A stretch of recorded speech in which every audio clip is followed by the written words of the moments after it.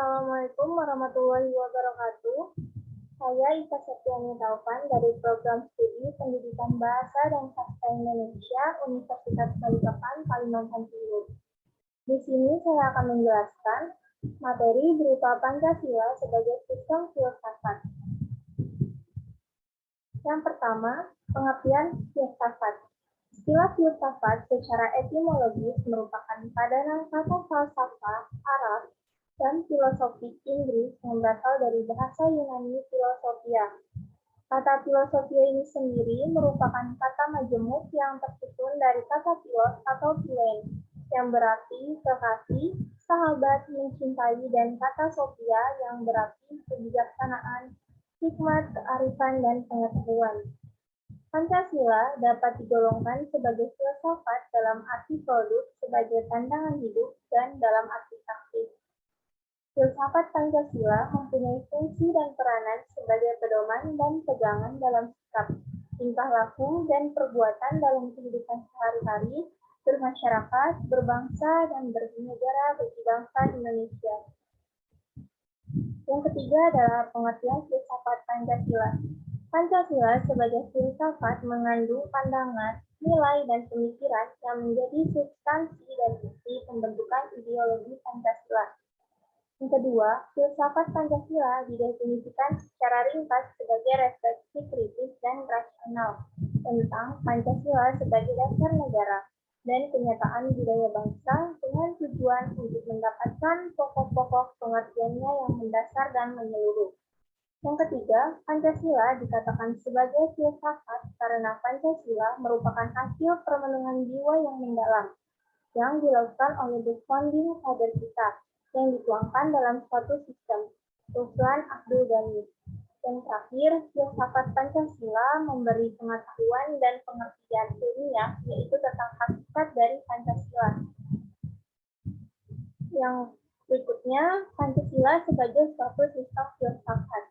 Pembahasan mengenai Pancasila sebagai sistem filsafat dapat dilakukan dengan cara deduktif dan induktif.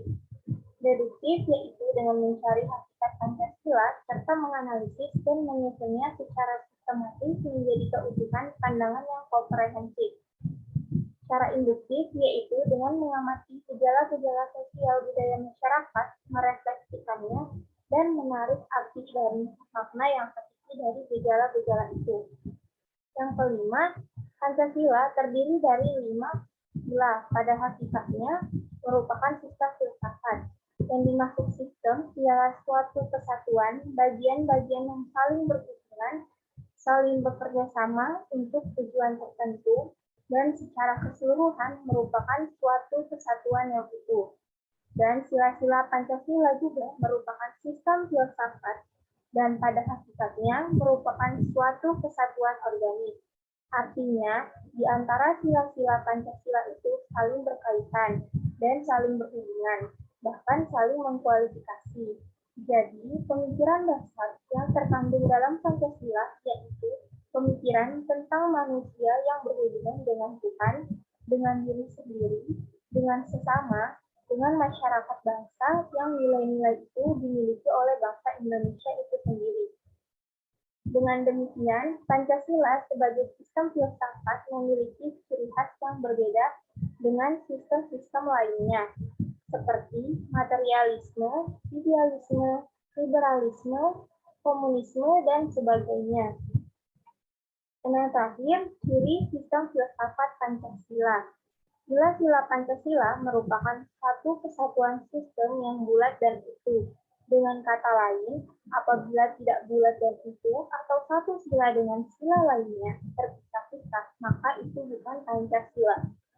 Dan susunan Pancasila dengan suatu sistem yang bulat dan utuh dapat digambarkan sebagai berikut. Yang pertama, sila pertama meliputi, mendasari, dan menjiwai sila kedua, ketiga, keempat, dan kelima. Sila kedua diliputi, didasari, dijiwai sila pertama, dan mendasari, menjiwai sila ketiga, keempat, dan kelima.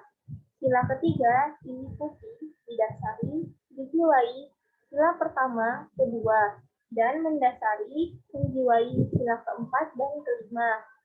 Sila keempat diliputi, didasari, dijiwai sila pertama, kedua, dan ketiga, dan mendasari, menjiwai sila kelima.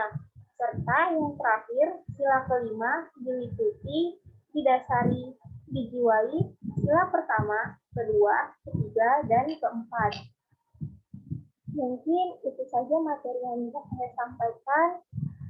Saya mohon maaf atas kata-kata yang kurang berkenan. Akhir kata saya ucapkan wassalamualaikum warahmatullahi wabarakatuh dan terima kasih.